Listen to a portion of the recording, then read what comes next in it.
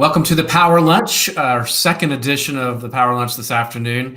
But I had a guest that I couldn't put off. I wanted to have her on as soon as I could get her on the schedule. So we're going to do an extra edition today. I hope you don't mind, and I appreciate you spending some time with us this afternoon. The Power Lunch on LinkedIn Live is a show that we do every Tuesday, Wednesday, and Thursday around 12 noon Eastern Standard Time on LinkedIn's new live platform.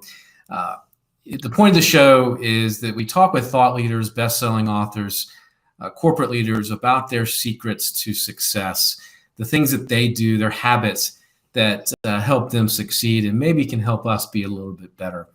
Now, the fun part about the show to me is that it's interactive. So if you ask questions, we can interact with you. That's how that kind of works. We'd love to engage with you. So please do ask your questions today of our guest. She's here to really, help us out. And we're going to talk about that in just a few minutes. Now, we are simulcasting on Twitter, Facebook, YouTube, and LinkedIn with the help of Social Live, their platform. Now, if you like the program, give it a like or share, and so that your network can benefit from what our guests share with us today. Now, my promise to you is to bring you the best. Now, today, I think I've done that. I've got Krista Mollion. I'm going to mess up your name. I apologize. Kristen Mollion is founder of the Sassy Method, life coaching for bosses who want to live life with more balance and fulfillment. And some call her the small business doctor, but I think she's got just a wealth of knowledge that she was going to share with us today. And I'm thrilled to have her. Krista, thank you for joining us. Thank you so much for having me, Rhett. I'm really excited because I'm a big fan of your show, and to be featured among your guests is a huge honor because every guest that you've had so far has blown me away. So I try to never miss your show. Oh, wow. Thank you. Thank you. I appreciate that. It's a lot of fun, learning. I was talking to someone this morning about it, and they asked me why I was doing it and spending the amount of time that we're doing to produce a show. And to me, it's fun talking to smart people. And I believe that this is just an opportunity for me every day to talk to people who are doing incredible things and learn a little bit from them and grow. It's a way for me to grow every day. And for me, it's been very helpful. So that it helps others is even a bigger benefit, I think. Let's jump into your work, because you've created this the Sassy Method, which I want to talk about in a little bit. But I was watching a couple of videos that you put together, and a couple of them really stuck out to me. And the one that I want to ask you about is perfectionism, and how that isn't really such a great thing. So can you talk about that a little bit? Absolutely. As you mentioned, I service mostly bosses, meaning people in leadership roles. And what do they have in common is ambitious. And so we all want to be ambitious, and that's not a bad thing. Ambition is a wonderful thing, but it can develop into an unhealthy ego, and that's where perfectionism comes into play. What we're really trying to do is be achievers, and where perfectionism goes wrong is where we can't control all the external factors in our environment at all given moments and all circumstances. So by having perfectionist tendencies, you're setting yourself up for failure. It's also really exhausting. And so to be a leader and be performance driven, you need to protect first and foremost your energy. So by being a perfectionist, you're exerting much more energy than you actually need to control things that in the end you can't control. Right. And it's funny because it's a form of competition as well. Being a perfectionist, you actually compete against yourself. Yeah, you do. Yeah. And it's never enough. That's the worst part, is it's never enough. So instead of at the end of the day going to bed with a light heart and a satisfied soul, a lot of perfectionists suffer from insomnia because they think, oh, I didn't do this. They're over analyzing what happened during the meeting or what happened during that sales call. And it actually fuels self-hatred. So the real problem with perfectionism, in the end, you come to the conclusion that you're not good enough. And that's probably the worst thing that any leader can decide on. To be a true leader, not only you have to protect your energy, but you have to protect your mindset, because you're constantly going to be rejected. There's going to be unexpected delays or obstacles in your way, and that will mess up your perfectionist plan and you won't be able to handle it. Right. So obviously we want to get past that, and to have optimal performance means just accepting that no matter what comes, I'm going to do my best job, and that is enough. And just by having that subtle mindset shift, you conserve your energy. And not only that, but you get into the winner's mindset versus the victim mindset. So perfectionism puts you into this I'm not good enough victim mindset. And that's not going to help you win the next deal. I think it also slows you down, right? Because I've consulted and coached clients who said, well, we've got to wait until it's perfect, right? We got to launch, but we've got to wait. And that's cost them the business, right? But you know what that is, don't you? That's fear. You think? That's fear. So how many people have you heard who say, I'm going to start that podcast once I get the fancy microphone or the right equipment, or I'm going to finally do my first LinkedIn video once I have a ring light and an expensive external tripod or a DSLR or all the toys, right? All the toys.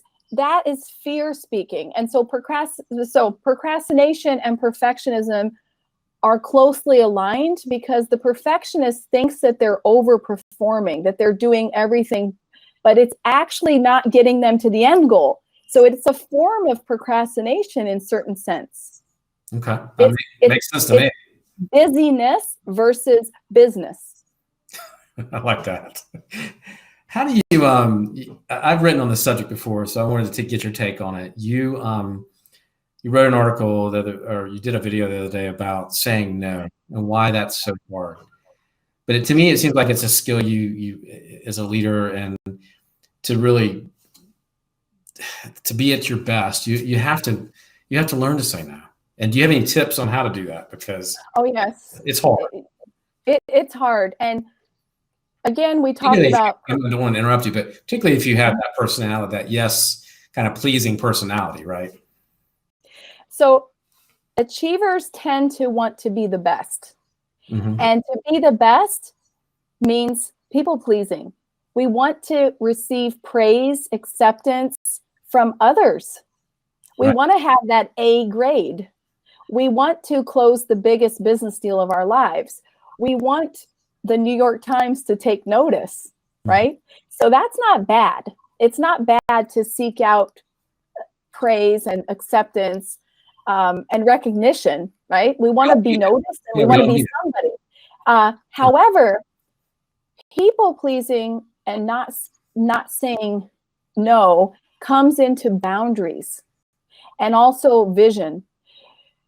If you just are wide open and you're like, any attention is good attention, any client is a good client, you'll never get to where you need to go. So having a very clear vision and focus of what your brand stands for and which partners strategically would align to your brand and also strategically propel you in the direction that you need to go is super important. And you'll only be able to do that if you learn to take it down a notch. So most of the clients I work with have way too much going on. So again, it goes into busyness versus business. So my main focus in the beginning is just shaving off left and right. Like we're gonna cancel that. We're gonna write a letter to this person, letting them know at the end of the month that we're gonna refer them to somebody else. We're gonna end this. Right. So slowly but surely, we shave off all those activities that you're involved in that aren't directly benefiting the vision that you need for your success. And saying no is empowering. So you have to practice it. It's not a natural thing to say no for a perfectionist or a people pleaser. So learning to say, no, thank you. This opportunity sounds interesting. However, it doesn't align with my current mission or my current projects, is fine. Right. And that's an acceptable excuse. It's not that you hate what they're doing or you have a personal disdain for this person. Right. It's really all about, do I want to give up my valuable time to dedicate myself to this other mission that doesn't have anything to do with where I want to go? And you're really not saying no. What you're saying is yes to how you're strategically aligned, your alignment with your values and your goals, right? I mean, absolutely. You're not really saying no. You're saying actually yes to accomplishing more. I mean, that to me, that's the way I would look at it. But sometimes less is more. Oh, absolutely. In fact, often, because most of the people that I know who are achievers, they're saying yes to way too many things and they've cast their net too wide. That's why, as a former marketer, my main goal is to define who is your target audience and hone in on that audience.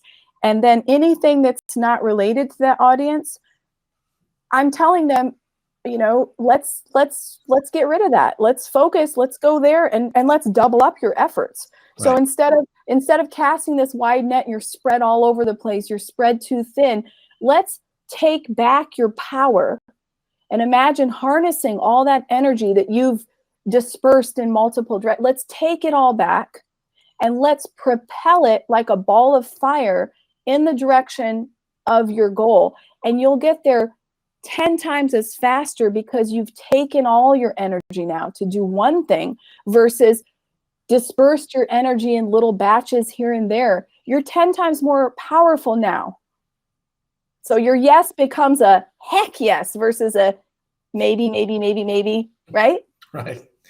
What is, do you think that's why, when you talk a lot about, in the Sassy Method, you talk a lot about people, and I don't know if it's just this, you and I are about the same age. I'm probably a little older, a little more gray hair, but what is it about today where we just feel so disconnected? We feel so stressed out. We feel so spread thin. I mean, why do we let ourselves do that?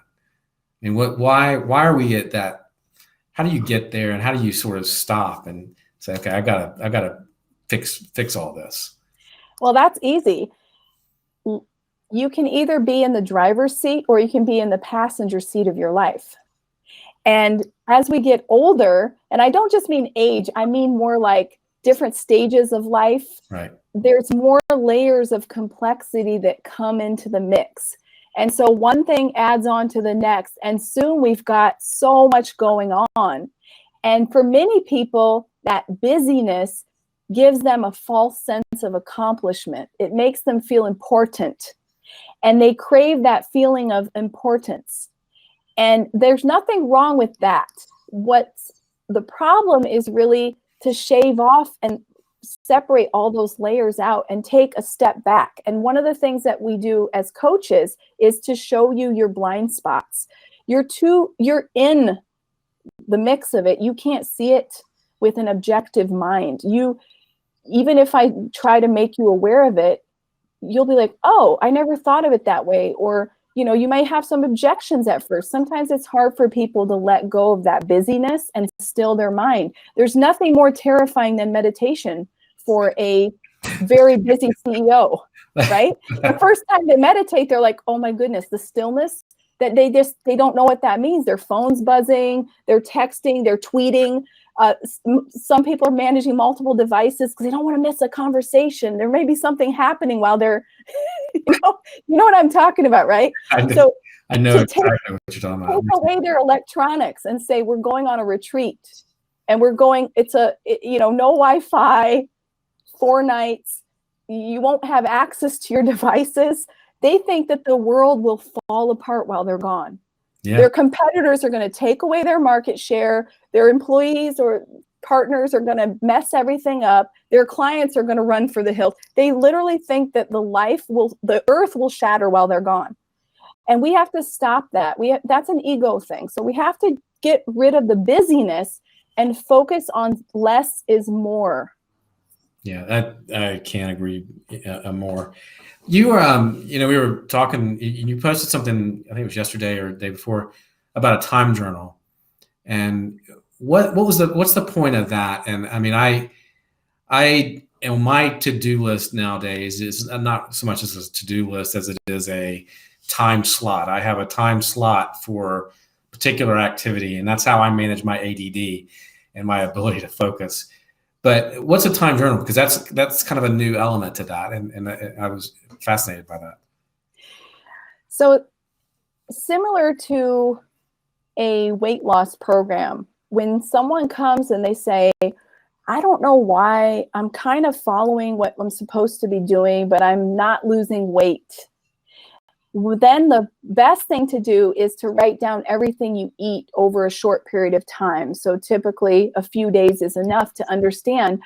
And this is to show you what you think and what reality is. And these things are not the same. And the same for the time journal. So people do mindless eating.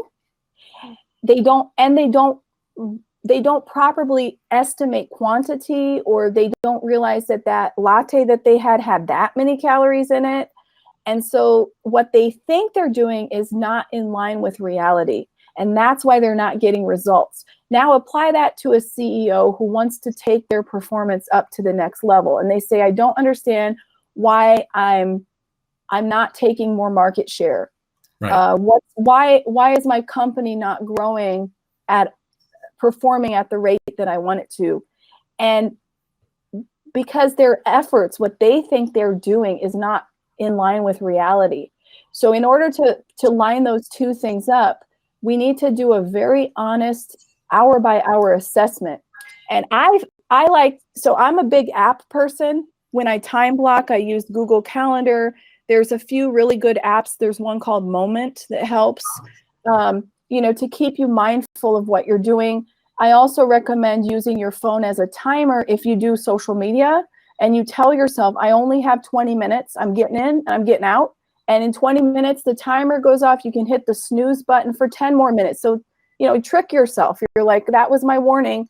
I'll finish this email and then I'm out of here. And then I'm closing my computer. So going back to the time journal, I prefer, however, to do the time journal in a real notebook. And the reason is because I'm a visual person, and I find that when you write something down, it's more powerful. Sure. Than when you just try. I can tell you from experience, I've tried this with my Google Calendar, and I put in there workout at 6 a.m. Right. Now, do I always do that? No, right? So what I'm trying to say is digitally, it's easier to ignore things.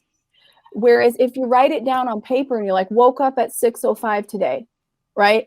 1 hour, and then put like my personal time. I blocked 60 minutes for exercise, meditation, right?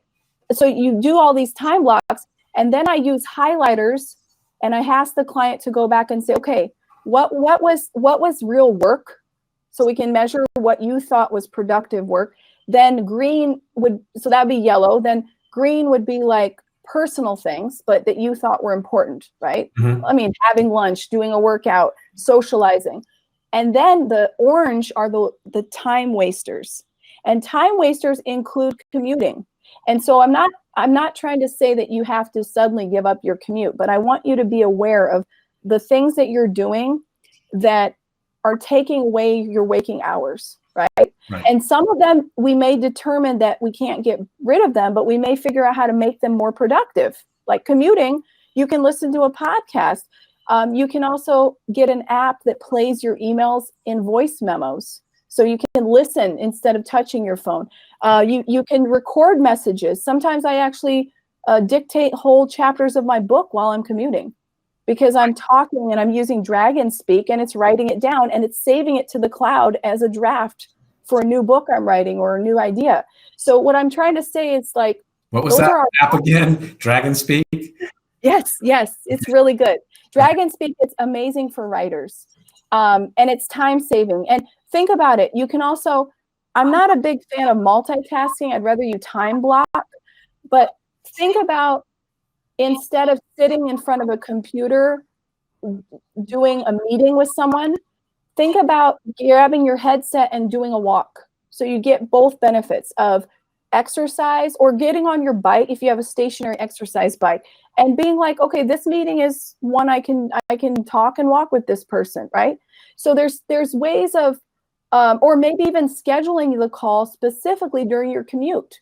And you're like, I'll put that in my, so there's so many ways of what we're trying to do with the time journal is make you aware of how you actually spend your time, and then analyzing and categorizing where we can be more efficient. Like, I hate meetings. The two things that I see people doing at work too much are meetings and email.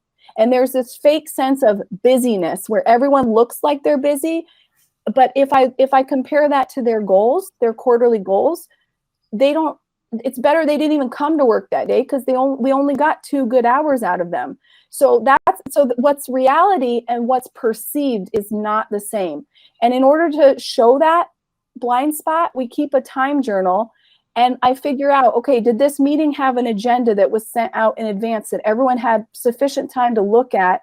Does everyone know their part in the meeting? So if somebody doesn't have a part in the meeting, like a role where they're going to come and talk about a very specific thing that they're working on, they shouldn't be in the meeting. It should be an email that is sent out, like a memo that they're supposed to know, FYI. Does the meeting have a very specific set outcome? These are the goals that we want to achieve in this meeting. And lastly, how long is this meeting? So I push meetings to be 30 minutes on purpose, because if it's well prepared and we have action items and everyone comes and shows up and they're prepared for the meeting, we can knock it out in 30 minutes. And that creates extra pressure on people in a good sense, not to just go into the meeting and then pretend they're busy, then 2 hours later go sit at their desk and nothing was really accomplished. Oh, let's you know what they do at the end of the meeting? Okay, meeting adjourned. Let's schedule another meeting. A follow-up meeting of this. Right. So, and then with email, it's a similar problem. Very few people know how to write a good email. I see emails that are they don't answer the question, so you automatically have to respond with an email to get more detail. They don't attach the documents they're referring to. They don't give any clear action items. So that then there's this long thread going on that's really redundant. Or the opposite, they bomb you with this huge long email. And I'm like, this should be a meeting, and it should be condensed, and I want it summarized, and I want it organized. I don't want you to just copy and paste and dump on me a 4-page email. So if we can go into companies and we can teach time management, we can go from the CEO and show him or her how inefficient things are being run, and then teach them how to manage their time better, they can instill better practices on their team to make everyone more efficient. And by the way, the last thing I want to address, because I'm so passionate about this particular subject of time, is time and productivity is what I'll call it, is how about free time? So I'm a big proponent as a life coach of balance. And I don't really believe in work-life balance. I believe in work-life layering. Okay. So like I said earlier, you can take a walk, so you're getting exercise, or you can hop on your stationary workout bike while you're having a meeting, right? Right. A one-on-one meeting. I mean, maybe not when you're presenting to a new client. That might not be a great idea. But if you're having a brainstorming session with your sales team or something, you can be on a bike, you can be walking, you can be commuting in your car. So what I want you to understand is my goal is to get back your free time, because I think that the most creative ideas don't come when you're sitting behind your desk. The most creative ideas come when you're taking a walk outside, when you're in the shower, when you're when you're jogging. Jogging is a great place to come up with amazing ideas. So if people think, well, I need to be working 60, 70 hours a week because that's how I'm going to climb the career ladder, I can guarantee you that if we measured their brain activity, I'm sure if we did like an MRI scan, that half the time they're zoned out and their brain is thinking about other things. Their brain is completely, their productivity is actually very, very low. I don't think people can work more than 4 hours a day. And I'm talking about deep work, like really productive, goal, achievement-based work. And I think, and that's one more thing. And then I'll shut up. Keep going. This is great. This is great. The last thing I want to say is one thing I work really hard on with my clients, because I see this all the time. Remember I said about multitasking is not a great idea, except if you can figure out how to combine it with, like walking and having a meeting. But otherwise, I'm not a friend of multitasking. I believe you should have all notifications turned off. If you are, if your social media is a huge part of your job, you may want to have an assistant who's monitoring comments and helping keep the flow of conversations going for you. Because if you're trying to focus on your work and you're also trying to monitor conversations, you're not going to be good at that or the other thing. So one of the things I like to do is say, schedule 30 minutes in the morning, 30 minutes midday, and 30 minutes in the late afternoon to check in on conversations and respond to comments, like things, keep conversations going. I really don't want you just constantly doing that all day long throughout the day.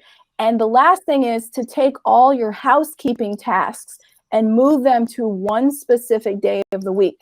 For me, it's Friday.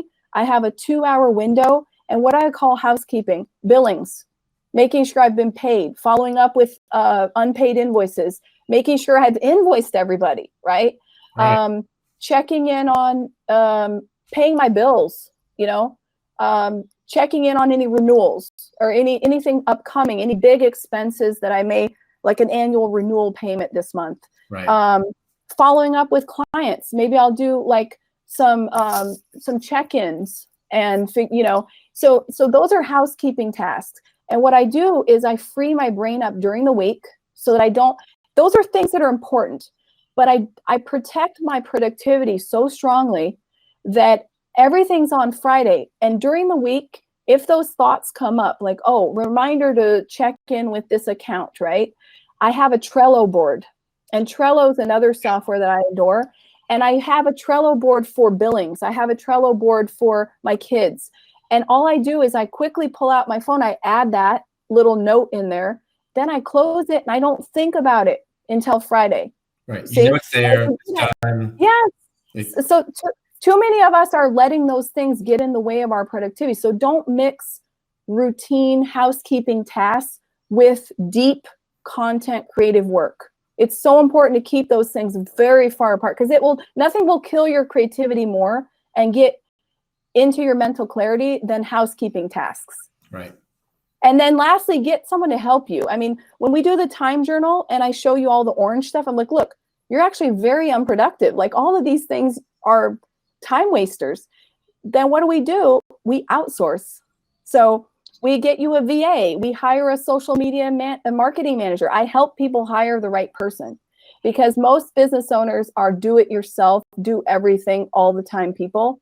And they're like, no one can do that better. And so we discuss it and we debate it. Is it something that only you can do?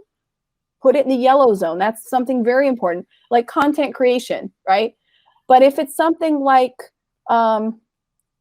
checking in on the DMs and routing them to appointments or filtering out the important ones from the non, why would you spend your time doing that? Your VA can do that for you.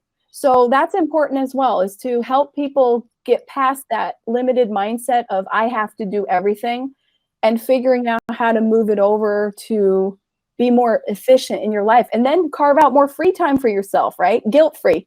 Because at the end of the day, you're like, I'm going to go on a boating ride with my wife, or I'm going to take my kids out and go to a movie.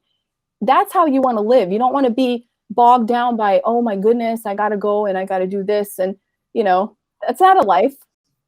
No. And you know what? You can't really grow until you do that, right? You really can't. I mean, you can't get, I know that in our first business, we didn't grow until we got off the trucks and got out of the deliveries and got out of the day-to-day and sort of removed ourselves from that, brought on people that could do some of that for us. And then we could spend our time on the strategic relationships, on the, making sure we had that we were getting good prices from our vendors, that we were, when we were able to work on the big part of the business, that's when we were able to really just take off. But when I'm out doing deliveries, for the first couple of years of that business, we were sort of spinning our wheels, right? Because we were trying to do it all. And we finally said, this is not healthy, it's not sustainable, and it's not financially going to produce what we want it to produce. Well, that's a typical mistake, because a lot of times when you start a business, you start it in an area of your expertise that you did as an employee. So, I have an expert area. Let's say I'm a graphic designer. One day I say, heck, I'm going to be a freelancer. I'm going out on my own, right? And then you keep that mentality, the freelancer mentality, and you never mature into a business owner. Right. So, there's that saying, work on your business, not in it. Your business, right. So it's normal. We start by working in the business, then we know the ins and outs, but that's not a way to grow, So it takes some, it's also a question of confidence to loosen the reins a little and be like, no, I'm going to hire good people, and I'm going to give the trust to these people. I'm going to train them, and I'm going to trust them to run things. And I always say to people, if you're having a problem with an employee, there's probably over a 50% chance you made the wrong hire. Because if you have to go in and keep showing them how to do something, unless it was part of a deal where you hired someone with zero experience and you train them ground up, if you hired someone and you said, I need someone who has 3 to 5 years of experience doing this, and you keep going back and checking their work, and you're like, they didn't, you're not going to sleep well at night. You're going to be grumpy at night, because, you'll be at home with your wife and kids, but you'll be thinking, he messed up the order again. And how many times do I have to, and that's one of we talked earlier about saying no. Growing up and being a business owner means letting people go who aren't working for you. And the sooner you do it, the better off you are. Yeah. So there's some warning signs, and I think it's almost, for me personally, a 3 strikes you're out rule. Sometimes 2 strikes, depending on how minor or major these strikes are. But it's basically like, if you've hired someone with experience, you give them a trial period. I actually prefer not to hire right away. I'd rather get you on board on a short-term contract, but a contract to hire. And I'm like, this is how I prefer to work with people. I like to do a trial period, and it goes both ways. I want you to feel comfortable working for me. It's a partnership in the end, right? And if it works out, I'm like, things are going really smoothly, and we'd like to invite you on board. Or no, I felt that we just aren't aligned with our communication. It was hard. I don't think we're a good fit. There's nothing wrong with that, right? So I think, but people are guilt-ridden, and not only that, but they let it go to their head, and they're stressed, and like, this person is messing things up, and you can't find good help anymore, right? And then they wonder if it's their leadership. Then they become insecure if their management style is wrong. And I say, no, we're not even going to go there. Either you hire experts and you're willing to pay the price. We'll figure out what's the fair rate and what the right person needs to be. And you don't do anything with guilt. So that's how I really think you should manage a business. Yeah, that's good. Those are good points. Let me check social media and see if we've got some questions. We've got greetings from India. We've got greetings from Calabasas, California, from Sweden. And let's see, we got them from all over. If you have questions, guys, please do ask us. We're here to engage with you. But I'll ask my next question, which is, talk to us about the Sassy Method and what this is, and this is your new labor of love. This is a new project for you, and I want to know, how do you think it's going to help people, and what's your goal with the project? So, first of all, everyone asked me about the name, the Sassy Method. So just for those who don't know my brand, it stands for Seriously Authentic, Smart, Self-Confident You. And I love that. and this is how I want you to feel all the time. And it happens to spell sassy. And I purposely like the word sassy, even though it has kind of a double meaning, negative and positive. So the positive side is someone who is courageous and speaks their mind and is just going to be outgoing. And so that's why I like it. But sassy has had a negative intonation of like, being too straightforward with people. But honestly, I like that because I think that you have to be that way in life. You have to be who you are without people pleasing. The only thing is you have to learn how to manage and cultivate your emotional intelligence, right? So that's one of the reasons I started the Sassy Method. Is I saw too many people, being an entrepreneur myself, having kids, trying to manage business and family, and then running a business and being married is also quite difficult, honestly, because we tend to be workaholics because we're driven and ambitious, and we fail to place around ourselves the appropriate work-life boundaries. Running a business, it's just impossible, So few people actually maintain that long-term, and you really have to fight to maintain that. So that's why I decided to create this life coaching program to help people. And more I saw that people have these self-limiting beliefs and fears that hold them back from reaching their full potential and operating at optimal performance without burning out. So burnout is another big part of the Sassy Method, is figuring out how to get all these things that you want to achieve done. Right. And maybe shave off the wrong ones because you're trying to do too much most of the time. And prioritize, be like, okay, this is a priority, but we're going to do it next year, because we really need to create that space for you and protect your energy and protect your well-being, and get some love back for your family who hasn't seen you in 2 years. So that's why I went into life coaching, because I've always loved helping other people. And I've also gone through a lot in my life. I had quite the childhood.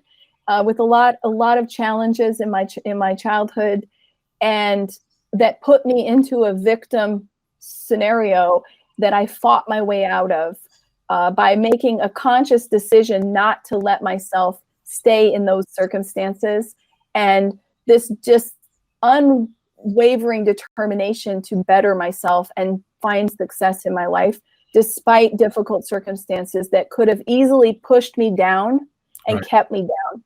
And a lot of people, something happens in their life, and they just stay there forever.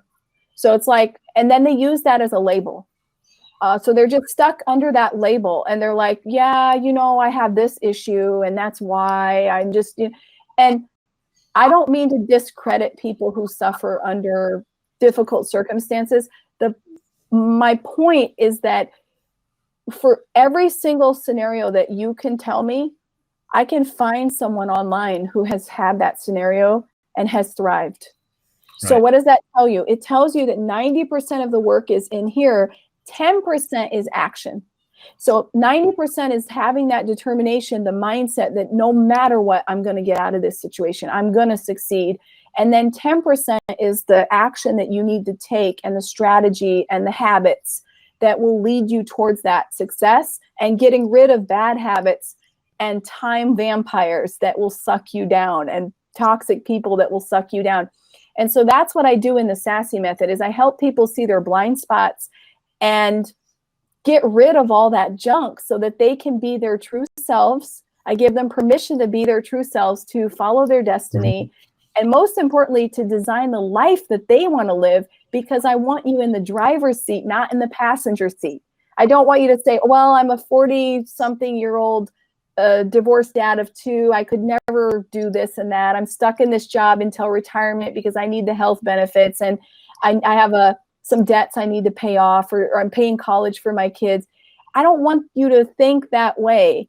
We can find a solution to get you to the life that you want to live. I don't want you to spend even 1 year in that kind of a mindset. That's not a life, right? Then you're a slave. Can you do that by yourself? I mean, I'm thinking, because we're both coaches and we both work with people, and that scenario that you just sort of described is one where you don't see many people come out of that. So I think you need to, when I say walk the talk, meaning I'm a coach, I have a coach. In fact, I have 3 coaches, just to give you an idea. So I have a mindset coach and I have 2 business coaches. Okay. And I'm in masterminds with them so that I can really optimize my performance and also see my blind spots. I don't think that we consciously see our blind spots. And there may be some misconception that coaches have it all figured out, right? We know how to be successful. No, we don't. We have the tools, but you still need someone else to coach you. And that goes, I mean, I've worked with health coaches who are very, very fit.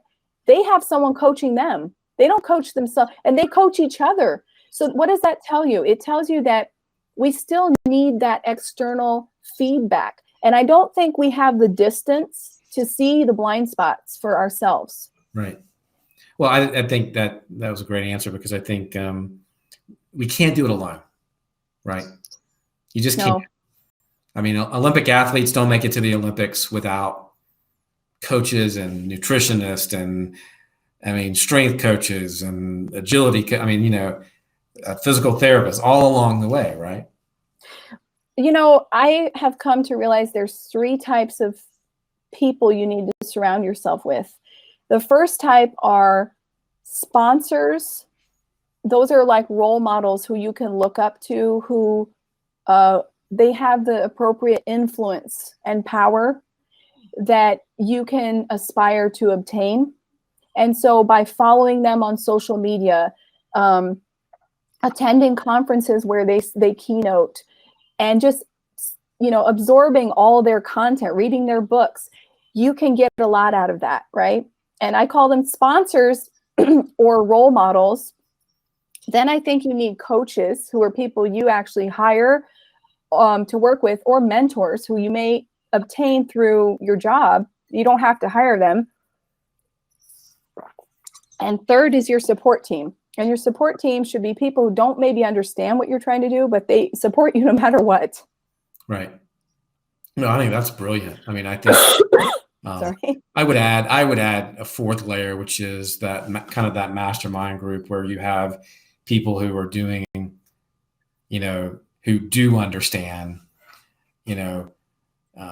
what you're trying to do, like who do support the business side of it. I remember quitting my job back, 15 years ago or so, and people looking at me like I was absolutely crazy to do that, to start a business, right? Right. People didn't understand why. Why would you give up a job where you're getting paid really well, you're getting to travel, you're getting to do a lot of things you love, it's making a difference. Why would you give that up, right? So I had to go and find a whole nother set of mentors and people who were business people who understood that. I have a rule for that. You should never be accepting criticism from someone who hasn't achieved what you're trying to achieve. Ooh, I love it. You should be listening to, so when you tell me, well, so-and-so, when I say, so what's holding you back? And you'll say, well, this person whose opinion somehow I value, which is valid, said such and such. And I say, well, have they done that? Like, why would you? And we're smart people, yet we have to understand the context. We're like, well, in their mind, this is a bad idea because of this, but they've never actually done it. So what you're saying is so valid. We need to seek out people who've done it. That's why I seek out mentors and coaches and sponsors and role models, because I'm looking towards who has done something similar. Yeah. Tell me about the transition. The last year or so, you're making a huge transition in your life from corporate and now and entrepreneurship to this whole new time and period in your life where you're sort of embarking on something completely different. Talk about that and talk about that journey, because I get that journey. I've been on that journey too. And that reinvention I think is an interesting aspect of who you are. Oh, totally. In fact, that's the topic of my upcoming memoir that's going to be coming out about my life. And I think that what happened to me was I came to a point where I was seeking deeper meaning in life. And I thought I knew my purpose, but I didn't. And I became unfulfilled. I understood that what I'd been doing was important, but it wasn't ultimately building a legacy in any way. And so helping big companies launch amazing products was very satisfying to me. I loved working with Google and HP and Samsung and Apple, and I worked on some pretty cool projects. And seeing those products launch was a deep fulfillment in a way, but it turned out that I needed a deeper meaning.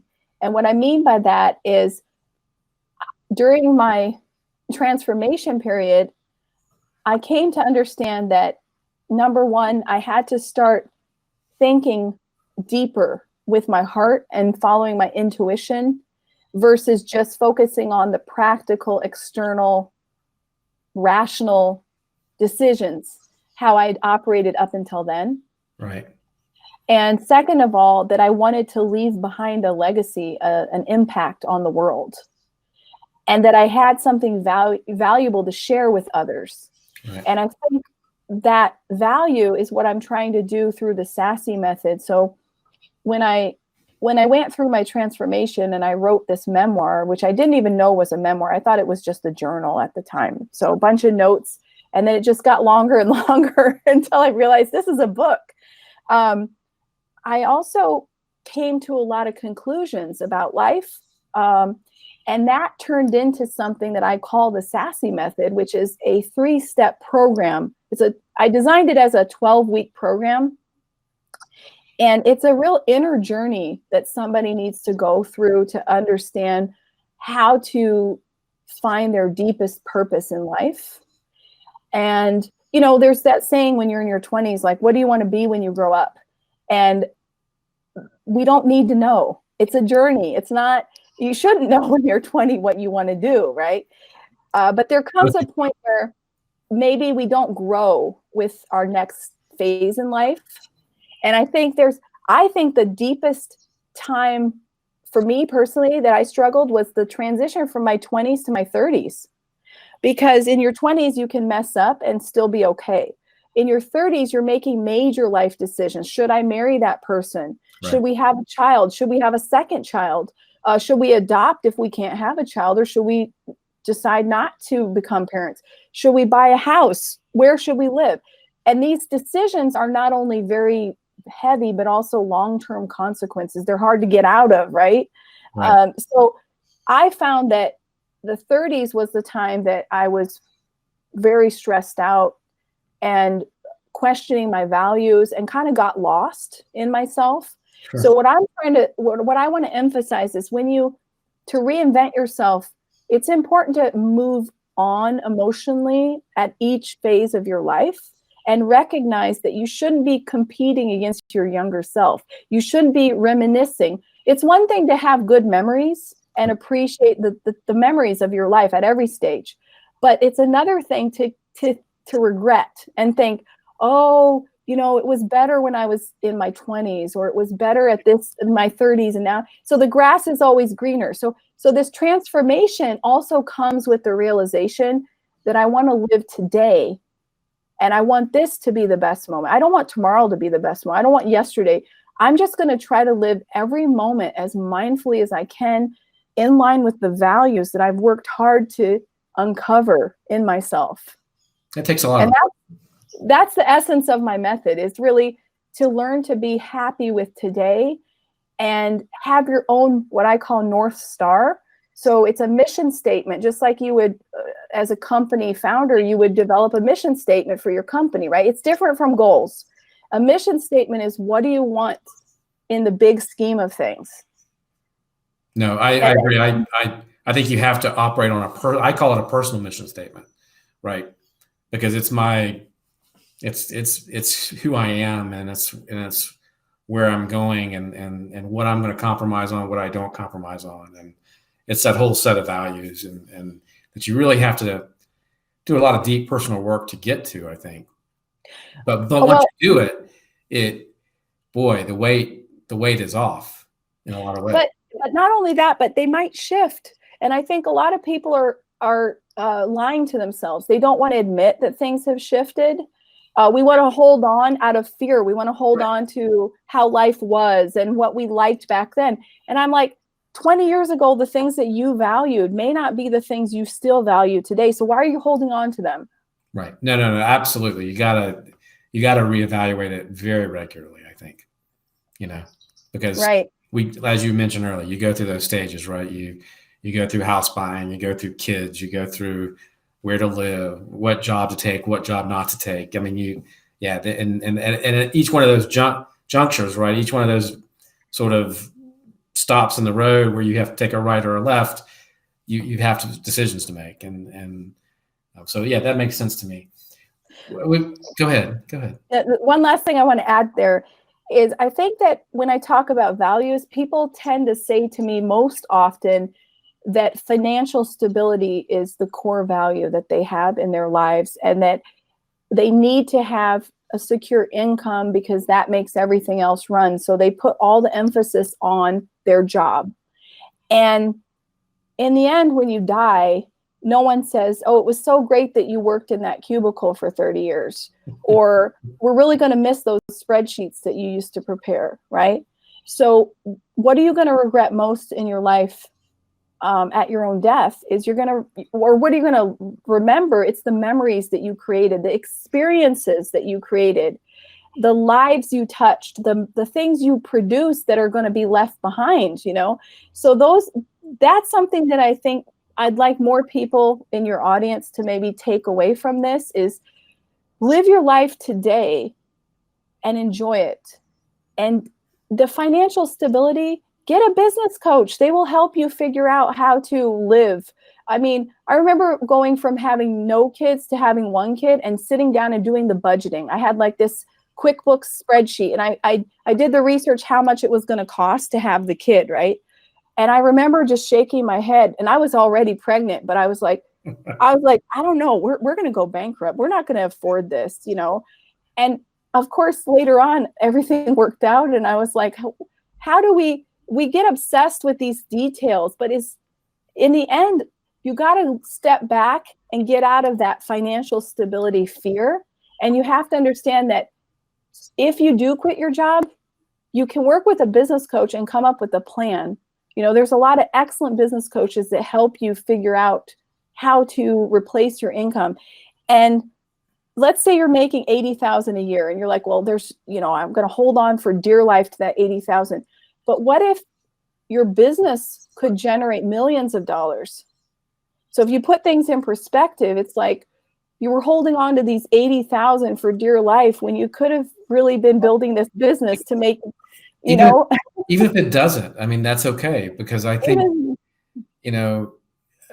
I'm not a proponent of people going out and quitting their jobs, but at the same time, what do you want to be known for? I mean, I want to be known for the practices that I went to with my son, or the games that I made every time he had a game, or the sitting and watching him do the music lesson, or I want to be remembered for being present not because you know what? You're not going to be remembered for your work, right? Nobody's going to say at the end of my days, oh, that was a great podcast or that was a great show. We really miss it. Nobody's going to care. Nobody cares, right? But my kids and my family, and my friends, they care, right? So that's Exactly. I mean, being present is so much more important than any of that other stuff. I totally agree with you. I get it. Well, I hate to wrap it up, but we're hit almost an hour, and I know that we both have stuff to get to today. The last question I have for you that I always ask everybody is, what's the best piece of advice you ever got? Just accept yourself. I know that sounds really, really silly, but too many of us spend all of our energy trying to be somebody who we aren't or copy someone else. And there's that expression, it's better to be the best version of yourself than a secondhand version of someone else or whatever. Mm-hmm. And that's something I think everyone needs to hear more and really let it sink in. Just accept who you are. That's your superpower. I love it. I can't say it. Couldn't say it any better myself. Well, thank you so much for joining us, Krista. This has been great. Thank you in the audience for spending your afternoon with us. I hope you've gotten a lot out of this. I know I certainly learned a lot. This has been the Power Lunch. You can find the upcoming schedule at powerlunch.live. You can find that on our website. And if you would like the Power Lunch to come to a conference or an event and broadcast live, please do reach out. We'd love to see you somewhere in another city, another place. We do take this show on the road, so please reach out. And again, have a great afternoon. Thank you for spending your time with us. And Krista, thank you.